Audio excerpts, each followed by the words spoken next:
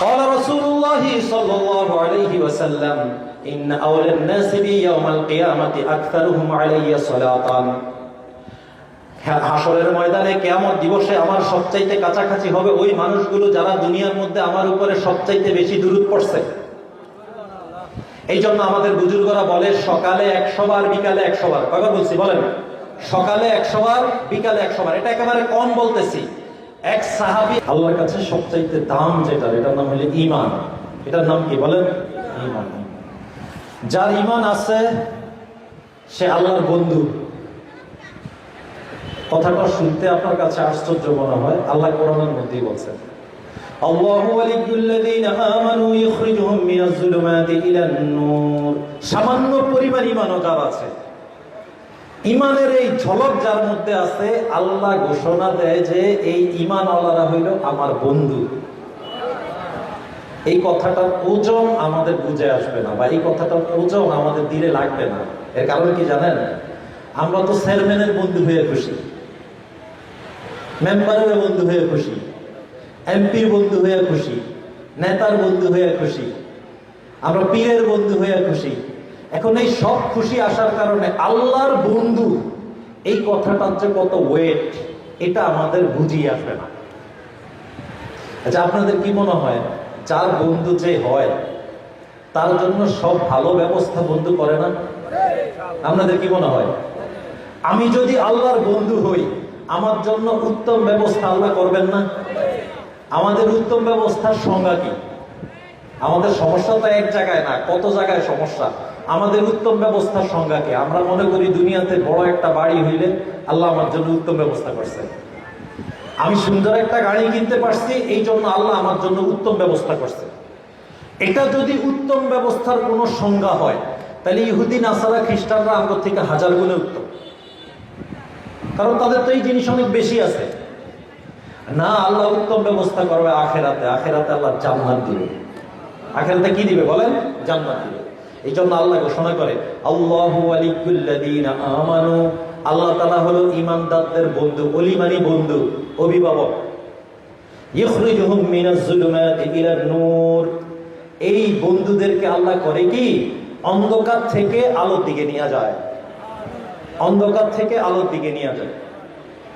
ওয়াল্লাযীনা কাফারু আউলিয়াউহুমুত তাগুত ইখরিজুনাহুম মিনান নূর ইলাজ যুলুমাত।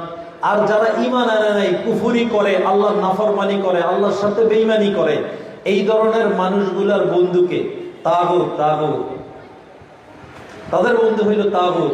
তাগুত মানে শয়তান। তাগুত মানে কে? শয়তান। ইখরিজুনাহুম মিনান নূর ইলাজ যুলুমাত। শয়তানে করে কি?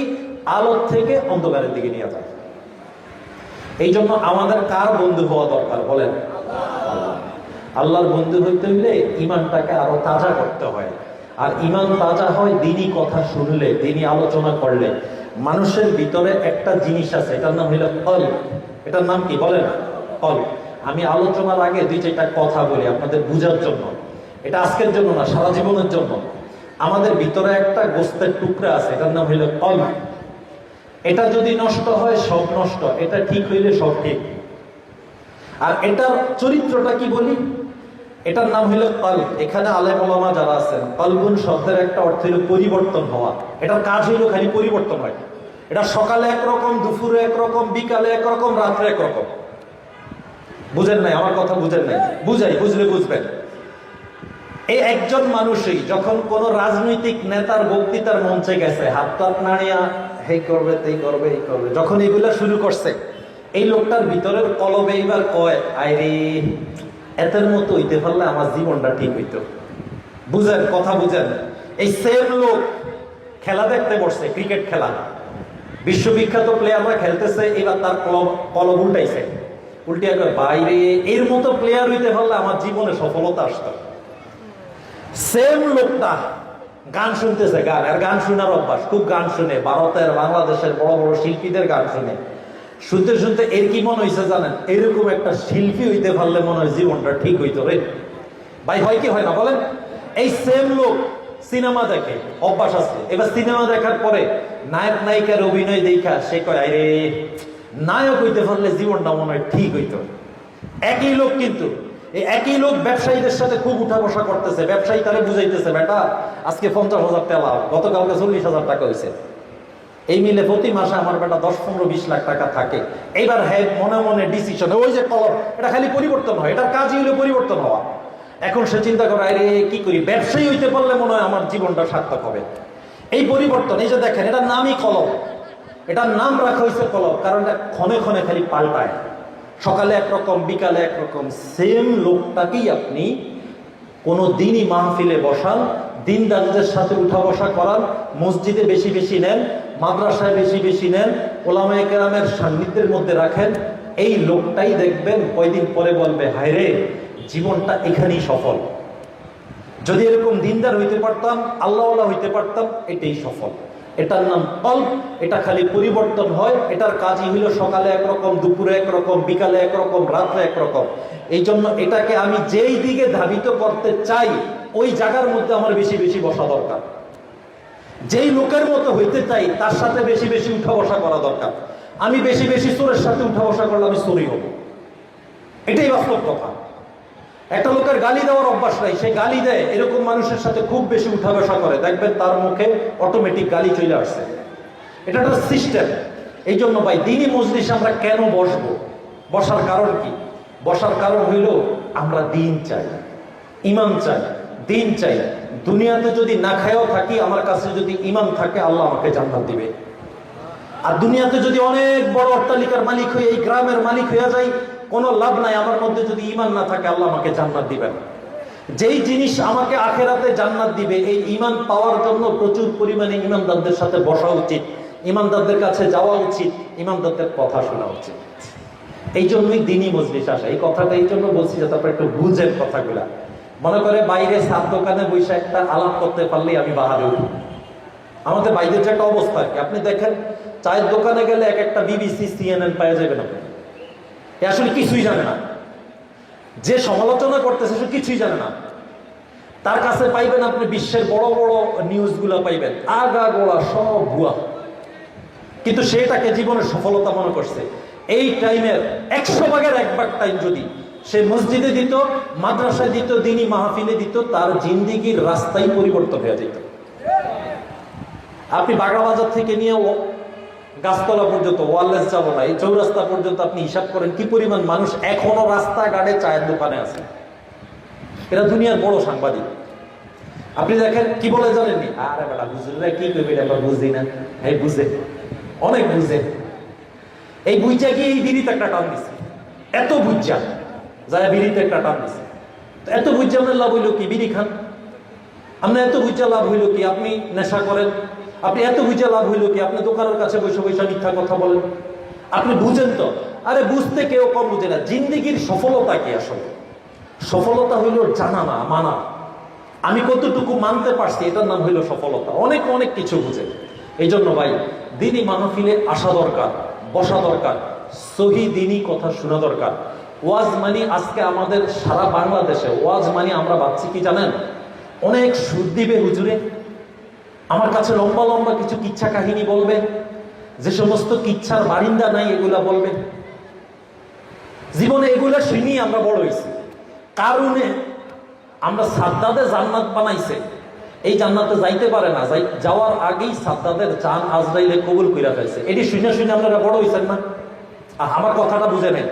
এই সাদ্দাদের জান্নাত বানানোর যেই ঘটনাটা শুনছেন, এটা আগা গড়া ফুরাটাই একটা ভুয়া ঘটনা, একবার আগা গড়া ফুরাটাই ভুয়া।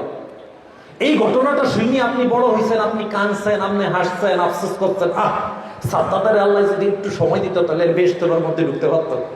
কত আফসোস আপনি করছেন। পুরো আগা গড়া ঘটনাটাই ভুয়া।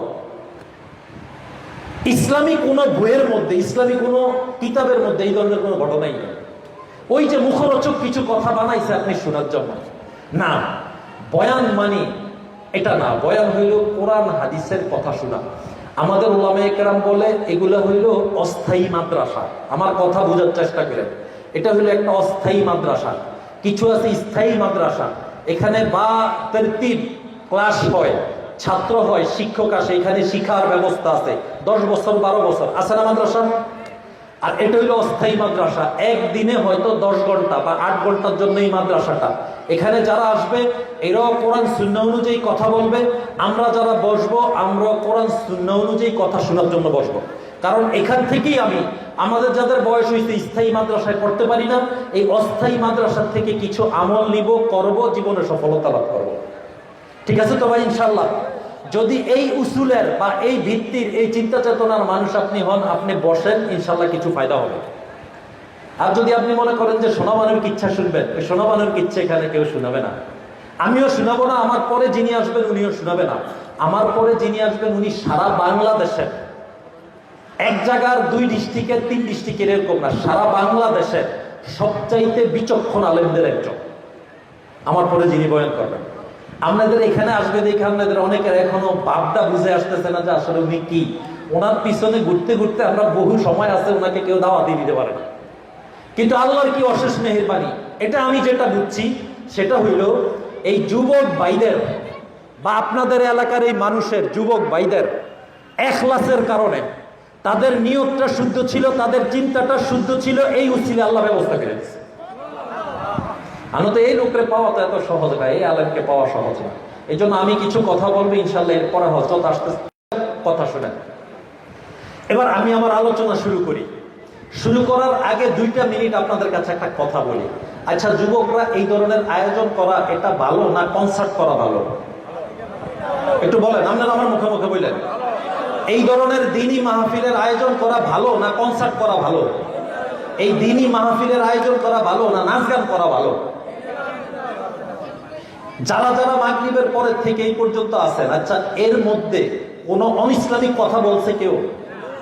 আমলের বিপরীত কথা কেউ বলছে? তো এটা আমাদের জন্য উপকার না? তাহলে এই যুবকদেরকে কি আমাদের উৎসাহ দেওয়া দরকার, না তাদেরকে এটা বলার দরকার যে সামনের বছর করলে কিন্তু খবর আছে? কোনটা করা দরকার বলেন? উৎসাহ দেওয়া দরকার যে না, তোমরা যুবকরা উদ্যোগ নিছো, আমরা মুরব্বীরা সাথে আছি, ভালো কাজ করো, যেই ধরনের সহযোগিতা দরকার আমরা করবো ইনশাআল্লাহ। ওনারা যেই ধরনের সামাজিক কাজ, আর্থিক কাজ, যেই কাজগুলো করুক, আমরা তাদেরকে অবশ্যই অবশ্যই সহযোগিতা করবো ইনশাআল্লাহ। আমি করার নিয়ত করছি, আমার বাড়ি অনেক দূরে নাই, পাশে ফরকাবাদ আমার বাড়ি।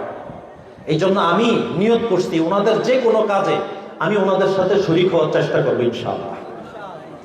এবার আমার মূল আলোচনায় আসি। আল্লাহ রাব্বুল আলামিন দুনিয়ার মধ্যে সর্বশ্রেষ্ঠ নবী, সর্বশ্রেষ্ঠ রাসূল, সর্বশ্রেষ্ঠ মানুষ, সর্বশ্রেষ্ঠ মাখলুক হিসাবে যাকে দুনিয়াতে পাঠাইছেন, ওনার নাম হইল মুহাম্মদ সাল্লাল্লাহু আলাইহি ওয়াসাল্লাম। সাল্লাল্লাহু আলাইহি ওয়াসাল্লাম কিন্তু বলতে হয়, এটা জানেন? আপনারা নবীর নাম শুনেন কিন্তু সাল্লাল্লাহু আলাইহি ওয়াসাল্লাম বলেন না, এত কৃপণ কেন? আল্লাহ নবী সাল্লাল্লাহু আলাইহি ওয়াসাল্লাম হাদিসের মধ্যে বলছে সবচাইতে কৃপণ কে পৃথিবীতে? সবচাইতে কৃপণ হইল পৃথিবীর মধ্যে। আমরা মনে করি যে দান কম করে, খরচ কম করে, হইল সবচাইতে কৃপণ। আর রাসূল সাল্লাল্লাহু আলাইহি ওয়াসাল্লাম বলছে সবচাইতে কৃপণ হইল ওই ব্যক্তি যার সামনে আমার নাম উচ্চারণ হইল কিন্তু সে আমার উপরে দুরূদ পড়লো না। এই হইল পৃথিবীর মধ্যে সবচাইতে বড় বখিল আর কৃপণ। এই জন্য মুহাম্মদ এই শব্দটা আসার সাথে সাথেই আমরা কি বলবো? সাল্লাল্লাহু আলাইহি ওয়াসাল্লাম। কথা মনে থাকবে তো ইনশাআল্লাহ? ইনশাআল্লাহ। মুহাম্মদ সাল্লাল্লাহু আলাইহি ওয়াসাল্লাম দুনিয়ার মধ্যে এর থেকে উত্তম আল্লাহ কেউ পাঠায় নাই। আল্লাহ রাব্বুল আলামিনের তাকদীরের ফয়সালা, আল্লাহ রাব্বুল আলামিনের সিস্টেম। আমার এই ভূমিকা শুনেন, তাহলে পরের কথা বুঝবেন। আগে না বুঝবেন, পরে বুঝবেন না। আগে ধুইবেন, পরে কিছুই বুঝবেন না। মুহাম্মদ সাল্লাল্লাহু আলাইহি ওয়াসাল্লামের তাকদীরের ফয়সালার কারণে আমরা রাসূলুল্লাহ সাল্লাল্লাহু আলাইহি ওয়াসাল্লামের সরাসরি কোনো সান্নিধ্য পাই নাই, সহচর্য পাই নাই, সোহবত পাই নাই। না আপনারা পাইছেন? আমরা কোনো পাইছেন? রাসূল সাল্লাল্লাহু আলাইহি ওয়াসাল্লামকে সরাসরি দেখছে পৃথিবীতে এরকম কোনো লোক আছে? নাই। নবী করিম সাল্লাল্লাহু আলাইহি ওয়াসাল্লামের সংস্পর্শে যারা ছিল তাদেরকে বলা হয় সাহাবী। তাদেরকে কি বলে? বলেন সাহাবী। আজকে কিছু জিনিস একটু মুখস্থ কইরা যান না।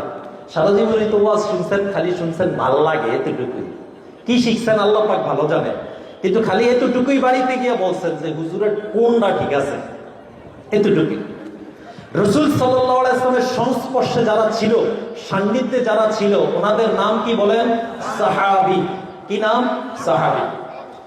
আমাদের এই যুগে বা বিগত 13 বছর যাবত কেউ সাহাবী হইতে পারে নাই, কারণ রাসূল সাল্লাল্লাহু আলাইহি ওয়াসাল্লামের সরাসরি সংস্পর্শ পাই নাই। এটা আমাদের জন্য একটা দুর্ভাগ্যের ব্যাপার। ভাই বলেন, দুর্ভাগ্যের ব্যাপার না? যদি কোন মুমিন মুসলমানকে আল্লাহ এখতিয়ার দিত, যদি সে মুমিন মুসলমান হয় যে তোমারে পৃথিবীর সব সম্পদ দিয়ে দিব, আর অপরদিকে মুহাম্মদ সাল্লাল্লাহু আলাইহি ওয়াসাল্লামের সংস্পর্শে থাকার সুযোগ দিব, আমার মনে হয় প্রত্যেক মুমিন মুসলমান এটা বলতো যে না, আমার দুনিয়ার এই সম্পদ লাগবে না, নবীর সংস্পর্শে একটু থাকতে চাই। ভাই বলতো কি বলতো না বলেন? এখন দুনিয়ার যে তরতিবের কারণে কেউ পরে কেউ আগে, কেউ পরে কেউ আগে, এই সিস্টেমে আসার কারণে দুনিয়াতে আমরা রাসূলুল্লাহ সাল্লাল্লাহু আলাইহি ওয়াসাল্লামের সংস্পর্শ পাই নাই, সোহবত পাই নাই, সান্নিধ্য পাই নাই। তাই কি আমরা দুর্ভাগা? আমাদের কি সৌভাগ্য হওয়ার আর কোনো সুযোগ নাই? আছে। এখানে যেহেতু পাই নাই, জান্নাতে আমরা রাসূলুল্লাহ সাল্লাল্লাহু আলাইহি ওয়াসাল্লামের সান্নিধ্য চাই। বুঝেন আমার কথা, বুঝেন? আখিরাতে আমরা রাসূল সাল্লাল্লাহু আলাইহি ওয়াসাল্লামের সাথে থাকতে চাই। দুনিয়াতে পাই নাই আমাদের তরতিবের কারণে, ভাগ্যের কারণে, কিন্তু এমন কিছু আমল আল্লাহ রাব্বুল আলামিন রাসূলের মাধ্যমে আমাদেরকে জানাইছেন, যদি এই আমলগুলো আমরা করি, দুনিয়াতে সরাসরি রাসূলের সোহবতে থাকতে পারি নাই, কিন্তু জান্নাতের মধ্যে আমরা রাসূলের সাথে থাকতে পারবো, আখিরাতের মধ্যে আমরা রাসূলের সান্নিধ্য পাবো। এরকম কিছু আমলের কথা আমি বলবো ইনশাআল্লাহ। সবাই শুনবেন তো ইনশাআল্লাহ? প্রথম আগে একটা কথা শুনেন, সহিহ মুসলিম শরীফের হাদিস। সাহাবীদের তামান্নাটা কি ছিল, সাহাবীদের আশাটা কি ছিল? হযরত রবিয়া ইবনে কাব, এটা মুসলিম শরীফের হাদিস বলতেছি, রবিয়া ইবনে কাব রাদিয়াল্লাহু তাআলা আনহু, রবিয়া ইবনে কাব আসলামী রাদিয়াল্লাহু তাআলা আনহু, উনি ছিল নবী করিম সাল্লাল্লাহু আলাইহি ওয়াসাল্লামের মসজিদে নববীতে কিছু সাহাবী থাকতো, এদেরকে বলা হইতো আসহাবে সুফফা। নাম শুনছেন?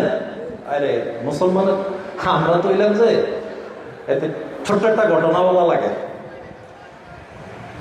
এক ক্যাম্পাসের মধ্যে, ইউনিভার্সিটির এক ক্যাম্পাসের মধ্যে এক হিন্দু আর এক মুসলমান থাকে। তো হিন্দু মুসলিম দুইজন খুব চলাফেরা করে, দুইজন খুব ক্লোজ ফ্রেন্ড, চলাফেরা করতেছে। তো একদিন মুসলিমটা হিন্দুটারে দাওয়াত দিছে, কয় চল বেড়া, সবসময় একসাথে ঘুরি, তুই আমার সাথে মুসলমান হয়ে যা। বুঝেন কথা, বুঝতেছেন? এবার হিন্দুরাই মুসলমানরা জবাব দিতেছে, বেটা তুই যা আমিও তো তাই, ডিফারেন্সটা কি? আমি যে এনে যাই তুই এনে যাস, আমি যা খাই তুই এটা খাস, আমি যে এমনি চলি তুই এমনি চলস, ডিফারেন্স তো কিছুই নাই, খালি খালি ধর্ম পরিবর্তন করার বেজালে জানো কিতাম। এমন যদি হইতো তোর কোনো কাজ আমার থেকে ভিন্ন মনে হয়, তাইলে না তোর দিকে আমি আকৃষ্ট হইতাম।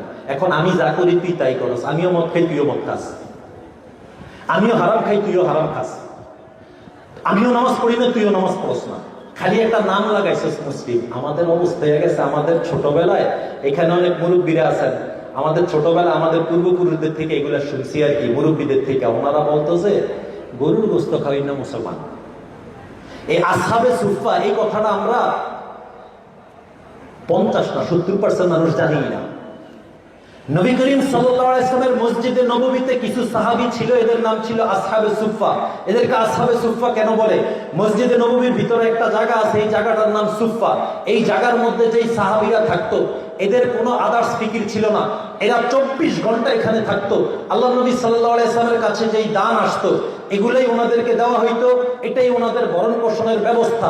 এরা এখানে থাইকা রাসূলের কাছে দ্বীন শিখতো, ঈমান শিখতো, মাসলা মাসাইল শিখতো, কোরআন শিখতো, হাদিস শিখতো। এই সাহাবীদেরকে বলা হয় আসহাবে সুফফা।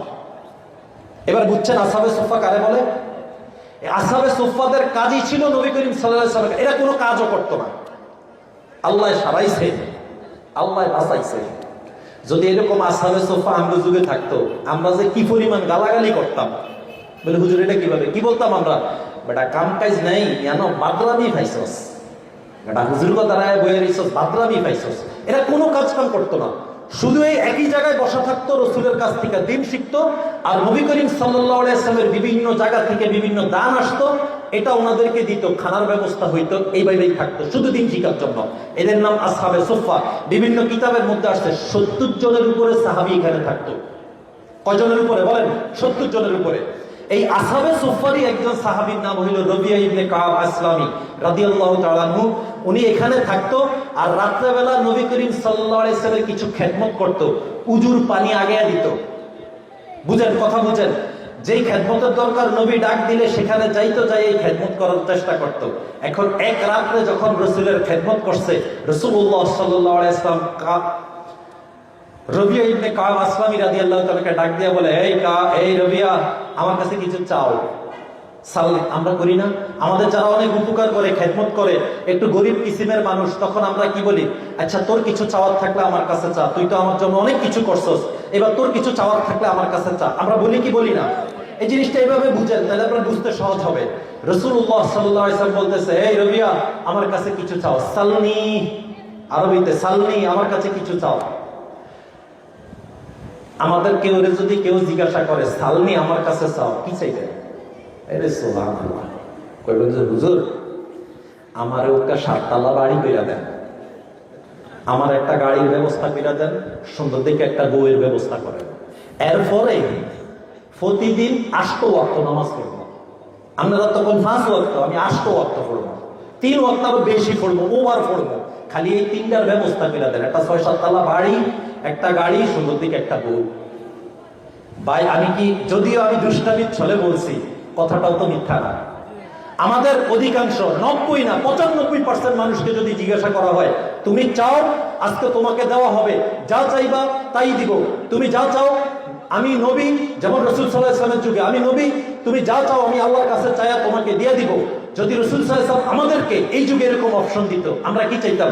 ইয়া রাসূলুল্লাহ, খাইতে পারি না, খানার ব্যবস্থা করেন, শুইতে পারি না, ঘরের ব্যবস্থা করেন, বাহন নাই, একটা যানবাহনের ব্যবস্থা করেন। এগুলোই আমরা চাইতাম। যত সুফিগিরি দেখান আর যত বুজুর্গিগিরি দেখান, আমরা সবই কিসিমেরই, ঘুরে ফিরে সবই কিসিমেরই। কিন্তু রবিয়া ইবনে কাব আসলামী রাদিয়াল্লাহু তাআলা কি চাইছেন, এই চাওয়াটার মধ্যে কি ডিফারেন্স দেখেন। উনি কি বলতেছে? আসআলুকা মুরাফাকাতাকা ফিল জান্নাহ, হে রাসূল, আপনি তো আমাকে চাইতে বললেন, চাও, আমার কাছে চাও, আমি আপনার সাথে জান্নাতে থাকতে চাই। কথাটা কত গভীর, চিন্তা করছেন?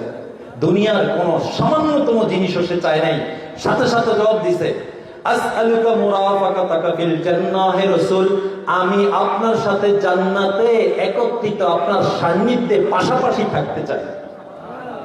এখন যখন চাইছে, রাসূল সাল্লাল্লাহু আলাইহি ওয়াসাল্লাম তারা আবার বলছে, আও গায়রা যালিক, এটা ছাড়া কি তুমি আর কিছু চাও কিনা বলো। রবিয়া ইবনে কাব আসলামী রাদিয়াল্লাহু তাআলা বলে, ওয়া হুয়া যাকা ইয়া রাসূলুল্লাহ, এটার বাইরে আমি আর কিছুই চাই না, শুধু এটাই চাই, জান্নাতে আপনার সাথে থাকতে চাই। এদের নাম হইল সাহাবী। আমাদের সাথে তাদের ডিফারেন্সটা কত বেশি।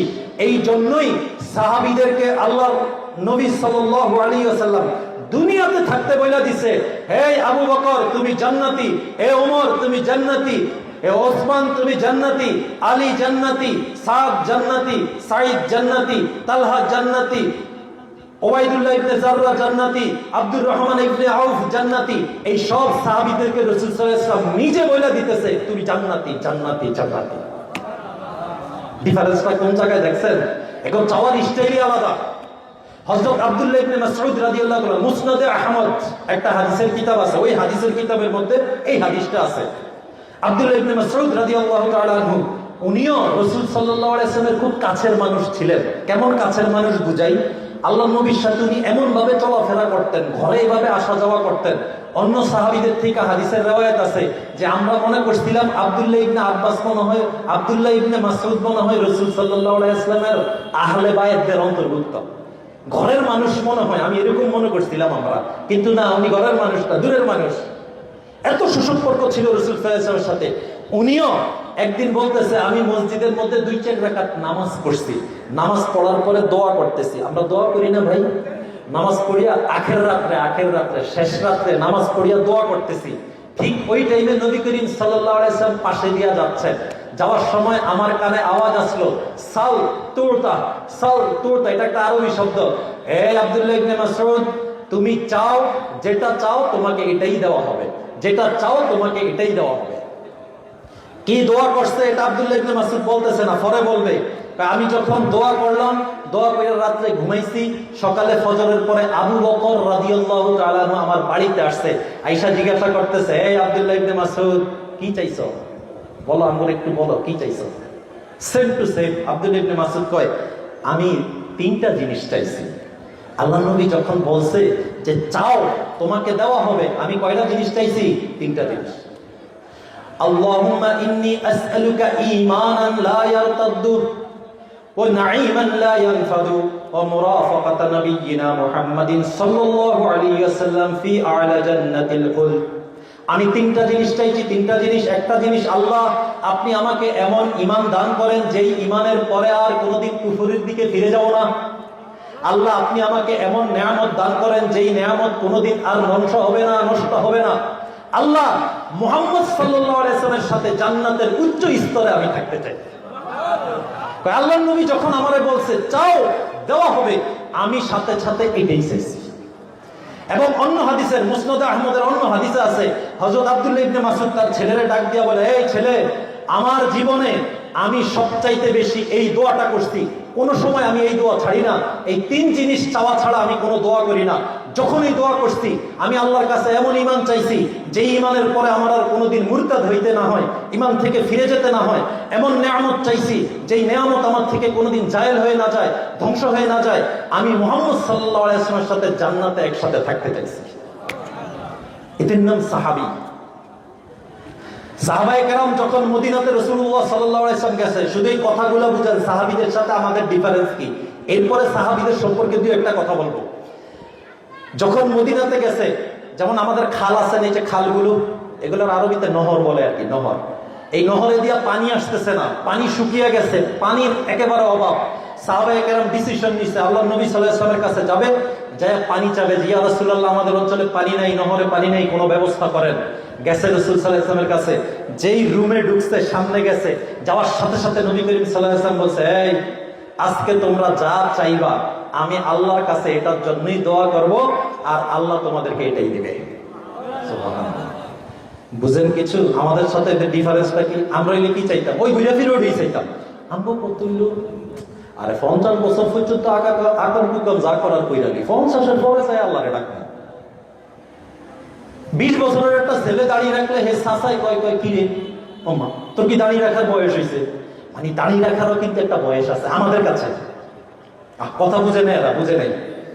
একটা ছেলে হঠাৎ নামাজ কালাম পড়া শুরু করছে, মসজিদে যাওয়া শুরু হয়েছে, এলাকার মুরব্বীরা কি বলে, কিরে এত তাড়াতাড়ি তুই বুজুর্গ হয়ে যাস, তোর আরো বয়স আছে না, এত অল্প বয়সে দাঁড়িয়ে রাখছিস, তুই বিয়ে করবি কেমনে?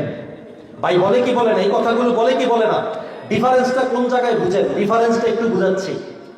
যখন সাহাবায়ে কেরাম আসলো, যাও সাথে সাথে সাহাবায়ে কেরাম তাদের ডিসিশন চেঞ্জ করে ফেলছে যে না, হবে না। যেহেতু আজকে আল্লাহর নবী সাল্লাল্লাহু আলাইহি ওয়াসাল্লাম আমাদেরকে চাওয়ার সুযোগ দিছে, যেটাই চাইবো এটাই পাবো। আরে দুনিয়ার এই সামান্য পানি, এটা কম হোক বেশি হোক, কষ্টে হোক দুঃখে হোক, আমরা হয়তো চলে যেতে পারবো। কিন্তু আজকে এমন জিনিস চাবো যেই জিনিস আমাদের দুনিয়া আখিরাতে দুই জায়গায় কাজে লাগে। সাথে সাথে সাহাবায়ে কেরাম আমার পানি চাই নাই, রাসূলের সামনে বলতেছে, ইয়া রাসূলুল্লাহ আপনি আমাদের হেদায়েতের জন্য দোয়া করেন, ইয়া রাসূলুল্লাহ আপনি আমাদের আখিরাতের জন্য দোয়া করেন। আসছিলাম তো এক উদ্দেশ্যে, পানি, এই পানি আমাদের লাগবে না, আমাদের হেদায়েতের দরকার, আমাদের আখিরাতের দরকার। এদের নাম সাহাবী। অতএব রাসূলের একেবারে ছোট থেকে ছোট কোন সাহাবী, সারা পৃথিবীর বুজুর্গদেরকে যদি এক জায়গায় নেওয়া হয়, রাসূলের ছোট থেকে ছোট কোন সাহাবীর সমান হইতে পারে না। এই জন্য কোন যুগেই নবীর সাহাবীদের কোনো সমালোচনা করা যাবে না, নবীর সাহাবীদের কোনো সমালোচনা করা যাবে না। রাসূলের সাহাবী চাই সে আবু বকর হোক রাদিয়াল্লাহু তাআলা আনহু, তারও সমালোচনা করা যাবে না। রাসূলের একেবারে অপরিচিত সাহাবী, কেউ চিনে না, তারও সমালোচনা করা যাবে না। রাসূলের সাহাবী ওসমান, সমালোচনা করা যাবে না। রাসূলের সাহাবী আমিরে মুয়াবিয়া রাদিয়াল্লাহু তাআলা আনহু, এই কাদের এক বিন্দু সমালোচনা করা যাবে না। আল্লাহ আল্লাহ ফি আসহাবি লা তাত্তাখিদুহুম গরাদাম মিন বাদি ফামান আহাব্বাহুম ফাবিহুব্বি আহাব্বাহুম ওয়া মান আবগাদাহুম ফাবিবুগদি আবগাদাহুম। 1450 বছর আগে নবী সাল্লাল্লাহু আলাইহি ওয়াসাল্লাম সতর্ক করে দিয়ে গেছেন, আল্লাহ আল্লাহ ফি আসহাবি, এই দুনিয়ার মানুষ আমার সাহাবীদের সম্পর্কে সতর্ক, একেবারে সতর্ক থাকো। আল্লাহ আল্লাহ ফি আসহাবি লা তাত্তাখিদুহুম গরাদাম মিন বাদি, আমার পরে আমার সাহাবীদেরকে নিশানা বানাইবা না, সাহাবীদের কোনো সমালোচনা করবা না। কেন কেন? ফামান আহাব্বাহুম ফাবিহুব্বি আহাব্বাহুম ওয়া মান আবগাদাহুম ফাবিবুগদি আবগাদাহুম। আমার সাহাবীদেরকে মহব্বত করে শুধু ওই সমস্ত মানুষ যারা আমি রাসূলকে মহব্বত করে। আমার সাহাবীদের সাথে শত্রুতা রাখে ওই সমস্ত মানুষ যারা আমার রাসূলের সাথে শত্রুতা রাখে। এই জন্য কিয়ামত পর্যন্ত কোন সাহাবীর সমালোচনা করার কোন সুযোগ নাই। এটার প্রমাণ আমাদেরকে দিছে কেন নাই? আমি আব্দুর রহিম আর আব্দুল্লাহ কোন সুযোগ পাইলে চাই দুনিয়া, আর ওনারা কোন সুযোগ পাইলে চাই আখেরাত। তাইলে দিলের দিক থেকে উনি আর আমি আসমান জমিন ডিফারেন্স। যদিও আপনার বাহ্যিক চোখে ওনার কোনো ভুল ধরা পড়ে, আপনি ওনার সমালোচনা করার উপযুক্ত নয়। ভাই কথা আমি বুঝাইতে পারছি? এখন মূল আলোচনা এই সাহাবীদের আলোচনা থেকেই যাচ্ছি। এমন কিছু আমল আছে যে আমলগুলো করার দ্বারা আখেরাতে জান্নাতে নবী করিম সাল্লাল্লাহু আলাইহি ওয়াসাল্লামের সান্নিধ্যে সোহবতে থাকা যাবে। বলতাম আমি কথাগুলো, শুধু মনোযোগ সহকারে একটু শুনেন। হুজুর সরাসরি স্টেজে আসবে, এই জন্য হুজুর যখন আসবে আমি সাথে সাথে ছাড়িয়ে দিব। আমি যতটাই বলতে পারি সাথে সাথে ছেড়ে দিব। এক নাম্বার, রাসূলুল্লাহ সাল্লাল্লাহু আলাইহি ওয়াসাল্লামের সোহবতে যদি কেউ জান্নাতে থাকতে চায়, তাহলে এক নাম্বার আমল হলো বেশি বেশি সিজদা করতে হবে। কি করতে হবে বলেন? বেশি বেশি সিজদা করতে হবে। কি করতে হবে বলেন? এক নাম্বার আমল বেশি বেশি সিজদা করতে হবে। ওই যে যেই হাদিস রবিয়া ইবনে কাব আসলামী রাদিয়াল্লাহু তাআলার হাদিস, মুসলিম শরীফের হাদিস শুনাইলাম না, যে হে আল্লাহর রাসূল আমি আপনার সাথে জান্নাতে থাকতে চাই। ওই হাদিসের শেষ অংশেই নবী করিম সাল্লাল্লাহু আলাইহি ওয়াসাল্লাম তাকে বলছে, এই রবিয়া ইবনে কাব, যদি আমার সাথে তুমি জান্নাতে থাকতে চাও, ফাঈনি আলা নাফসিকা বিকাসরাতিস সুজুদ, তাহলে অধিক সিজদা করার দ্বারা তোমার ব্যাপারে আমাকে সহযোগিতা করো। অর্থাৎ তুমি অধিক পরিমাণে সিজদা করো, তাহলে তুমি আমার সাথে জান্নাতে থাকতে পারবে। এক নম্বর আমল, নবীর সাথে জান্নাতে থাকার এক নম্বর আমল হলো বেশি বেশি সিজদা করা। এখন এই কথাটা আপনাকে একটু বুঝাইতে হবে। বলে কিরকম বেশি বেশি সিজদা করার অর্থ কি? দৈনিক 5 ওয়াক্ত ফরজ নামাজ, এখানে কম বেশি করার কোনো কি নাই, সুযোগ নাই। যেতটুকু আমার উপরে ফরজ এতটুকুই পড়বো, তাইলে এখানে তো সিজদা বেশি কম করার কোনো কি নাই, সুযোগ নাই। তাহলে বেশি বেশি সিজদা করতে হইলে আমার নফল নামাজ পড়তে হবে। আমি কথাটা বুঝাইতে পারি নাই। যদি বেশি বেশি সিজদা করতে চাই, তাহলে ফরজের পরেও আমার প্রতিদিন 2-4 রাকাত নফল নামাজ পড়তে হবে। নফল নামাজের মধ্যে সবচাইতে উত্তম নামাজের নাম হইল তাহাজ্জুদ। সবচাইতে উত্তম নামাজের নাম কি? তাহাজ্জুদ। এই তাহাজ্জুদ সম্পর্কে আমরা একটা ভুল ধারণার মধ্যে থাকার কারণে আমাদের এই বৃদ্ধ বাবারা অনেকে আছে পুরা বছরে 2 দিনও তাহাজ্জুদ পড়তে পারে না, একটা ভুল ধারণার কারণে। তাহাজ্জুদের নামাজটা, এটা নিয়ে আমি আলাদাভাবে বলতেছি, আমার আলোচনা ওইটাই। তাহাজ্জুদের নামাজের আরবি হইল কিয়ামুল লাইল। এই বুঝেন, তাহাজ্জুদের নামাজের আরবি কি? কিয়ামুল লাইল। রাত্রে দাঁড়িয়ে যেই নামাজ পড়া হয় এটাকেই তাহাজ্জুদের নামাজ বলে। এশার নামাজের পরে থেকে শবে সাদেক পর্যন্ত এই ফুল টাইমটা আপনি যে কোনো টাইমে তাহাজ্জুদের নামাজ পড়তে পারবেন, তবে উত্তম হইল শেষ রাত্রে পড়া। এই বুঝেন, আমার কথাটা বুঝেন। আপনাদের জন্য কিছু চাই, আমি চাই সকলেই তাহাজ্জুদ পড়ো, এটার একটা ব্যবস্থা করতেছি আর কি।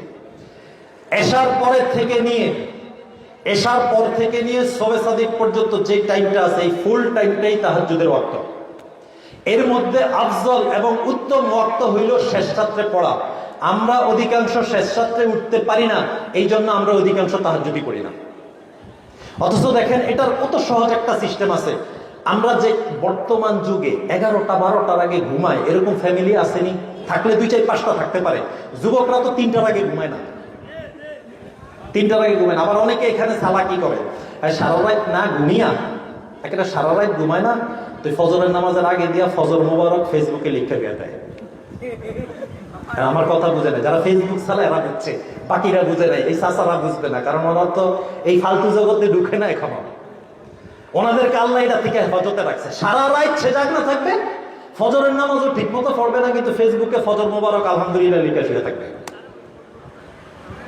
এই জন্য বর্তমানে আমার জানা মতে 11টা-12টার আগে ঘুমায় ফ্যামিলি খুব একটা না। আচ্ছা বলেন, আপনি এশা পড়লেন, সুন্নত পড়লেন, এরপরে স্টপ থাকলেন, থাইকা আপনি ঘুমের আগে দিয়া উজুটা কইরা 2 রাকাত কইরা কমপক্ষে 4 রাকাত তাহাজ্জুদ পড়েন, এরপরে সালাতুল বিতর পড়িয়া শুয়া যান, পরিপূর্ণ তাহাজ্জুদের নেকি পাবেন ইনশাআল্লাহ। পরিপূর্ণ তাহাজ্জুদের নেকি পাবেন। আমরা আখের রাত্রে পড়তে পারি না, এই জন্য সবাই তাহাজ্জুদ ছেড়ে দিছে। বাংলাদেশের 95% মুসলিমই তাহাজ্জুদ পড়ে না, ছাড়িয়ে দিছে। কারণ কি? কয় ভাই শেষ রাত্রে উঠতে কষ্ট, এই টাইমে উঠতে পারবো না।